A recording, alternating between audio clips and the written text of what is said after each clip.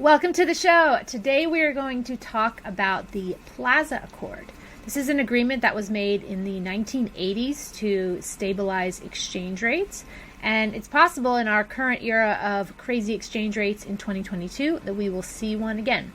So today I'm going to break down what is the Plaza Accord and whether or not I think we'll see one again in our lifetime. Welcome to the show.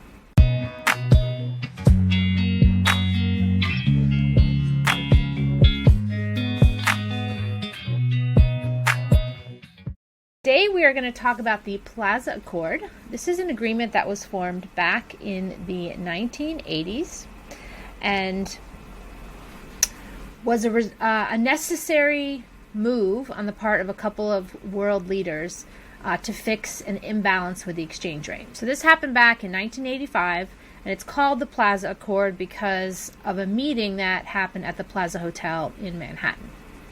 All right, so what happened that led to the Plaza Accord? So during this time period, we saw the U.S. dollar get progressively stronger, and the currencies in the other sort of major trading partners, specifically Japan, Germany, France, etc., those currencies got weaker. Because one of the things that's always important to understand with currency valuations is that they're always relative. That if one currency gets stronger, it just simply means that it's stronger relative to something else. They don't really have inherent value in the foreign exchange markets. You know, back in the 1940s, after World War II, the Bretton Agreements had fixed exchange rates between different countries. So the dollar after 1944 was pegged to gold, and then all these other currencies that were major trading partners, specifically Japan, Germany, UK, they had a fixed exchange rate relative to the dollar. So this wasn't really something that most people had dealt with in the sort of 20th century. But after 1971, when Richard Nixon took the dollar off the gold standard and a few years later created an agreement with Saudi Arabia known as the petrodollar, the currencies all moved to these free-floating variable exchange rates. And one thing that can happen is when one of those currencies, in this case the US dollar, is the global reserve currency, there is constant demand for that currency because everybody's got to pay for stuff in dollars. So when there's constant demand for dollars, the value of the dollar can continue to go up. And there was also a situation that was similar to what we're dealing with now in 2022, which is there was a big inflation problem from the 1970s. So the U.S. government in the early 80s implemented very high interest rates to combat inflation. That is happening right now as of recording this. This is like the fall of 2022.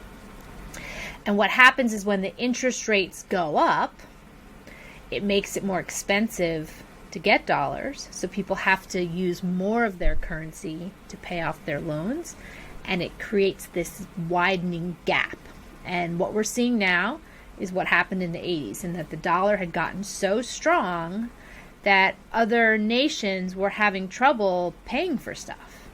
It's sort of like a kind of an inflation of sorts, right? So normally if you're Japan and you're used to spending $1,000 on oil, I'm just making that number up, with this widening gap, it could now cost you the equivalent of $2,000 in your native currency. And that really messes up global trade a lot. Global trade and the supply chain love consistency. They love things to stay stable so that it can run like a well-oiled machine. And when these exchange rates got out of whack, it created a lot of problems. One problem for the U.S. was that if the dollar gets so strong and U.S. businesses export things to other countries, no one can afford American-made products. And this was a problem back then. U.S. American cars had a hard time competing with Japanese cars because they were so much more expensive, in part due to the exchange rate. And so this created a lot of problems on both ends. So what ended up happening was these global leaders, the G5 at the time, we now have higher G numbers, the G7 and G20. But back then it was the G5, which was France, Germany, the US, the UK, and Japan. They met in New York to revalue the currency. And the goal here was to bring back that balance. And this did help a lot, actually. Germany was now in a better position to be able to produce things. And the Japanese economy actually, though, was hurt by this. So it wasn't really successful all around. It did lower the value of the dollar. It helped the German situation, but the Japanese economy, which also exported lots of goods, especially to the Americans, their stuff got more expensive to Americans. And that meant Americans were not able to afford that, and just wasn't, Japanese products weren't as competitive as they were before. And this actually led to a period referred to as the lost decade in Japan, because it was a sort of stagflation, stagnant growth period, which was not good for their economy at all. So while the Plaza Accord did successfully solve some problems, there were collateral damage problems elsewhere. Now we have this situation now where the US dollar is getting increasingly stronger. It's making it more difficult for American businesses to export. It's making it more difficult for other nations that buy things in dollars to be able to afford them. It's also creating a problem with the bond markets, where other countries will sell bonds in dollars, and then they've got to pay those back in dollars. Now the dollars cost a lot more money. So this has created a problem that's sort of reminiscent to the mid-'80s. And the question that has come up is, will we see another Plaza Accord to try to remedy this? And we might. There has been a lot of talk about revaluing global currencies. We may see that happen. This video, by the way, may not age well because we don't know yet what will happen. As of recording this, there has been no official announcement at all that there would be another Plaza Accord. Actually, the U.S. government official statement was that that's not in the cards at this time, because there is one big difference between now and the 80s, which is China. China holds a lot of U.S. dollars. China sells a lot of products on the global marketplace, and those products are sold in dollars. So they get their profit in dollars, and they often use those dollars to buy things like U.S. treasuries, or they just hold them in cash. And so they have a vested interest in the dollar being strong, because that means all their profit stuff is worth a lot.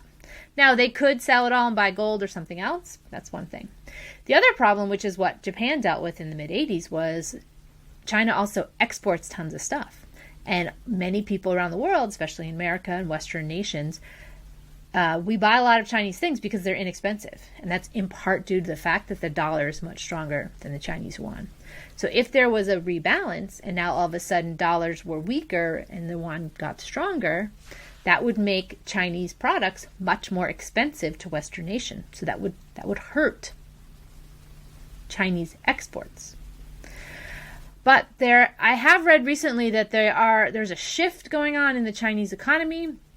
I'm not sure if this is fact or not, or this is just someone else's hypothesis, but the Chinese sort of economy is being shifted to being more of a consumer culture and less of a producer culture.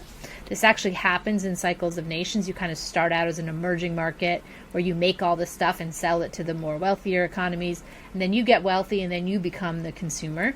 The American economy kind of did that and sort of ran its course. So it's possible it's China's turn to be the consumer, which actually would mean that a stronger Chinese currency would benefit them, because then all the stuff that they buy from other places would be less expensive. And that includes energy imports and other sort of raw commodities, raw ingredients that they would import as well. So it's unclear whether we'll see another one. It would hurt China in the exporting regard, but it would help China in terms of importing if their currency became a little bit stronger. But this situation is similar to what happened in the 1980s, but we have new players in the mix, which are all I assume they would all have to agree to this, right? You can't just have like 4 out of 5 countries on board with a revaluation. It would have to be done across the board. So that is what the Plaza Accord is. It was a revaluation of currency exchange rates, primarily to lower the value of the dollar and increase the value of other currencies in a way to sort of balance things out. It did help Germany revitalize its economy, but it hurt Japanese exports, which was unfortunate for their economy and resulted in what is known as the lost decade. So we will see how well this ages, but as of now, I'm not holding my breath that we will see another one of these exactly like this. I do think that we have so many problems with currencies globally that there will be likely some kind of revaluation, and it will result, I think, in the dollar being weaker. But my money is actually on this being as a result of the BRICS nations issuing their own currency and not a formal Plaza Accord agreement. So we'll see how time will tell. We'll see how well this ages, and I will see you in the next video.